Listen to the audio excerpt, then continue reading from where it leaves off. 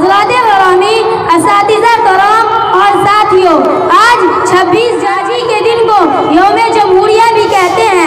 आज ही के दिन हमारा मुल्क जमहूरी मुल्क बना। इस मुल्क में ऐसे नए आईन और कानून का निफाज हुआ जिसकी रूह से इस मुल्क के हर एक शहरी को बराबरी का हक मिला। हमारे बुजुर्गों ने इस मुल्क के लिए बेशुमार कुर्बानियां दी। ये मुल्क एक रंगारंग मुल्क है जहाँ हर तरह के लोग रहते हैं। मुख्तलिफ मजहब, मुख्तलिफ रंग और तहजीब के लोग यहाँ हर दौर में रहे हैं। यही इस मुल्क की अजमत और खूबसूरती भी है। इसीलिए अल्लामा इकबाल ने कहा था, सारे जहां से अच्छा हिंदुस्तां हमारा, हम बुलबुले हैं इसकी ये गुलसिता हमारा।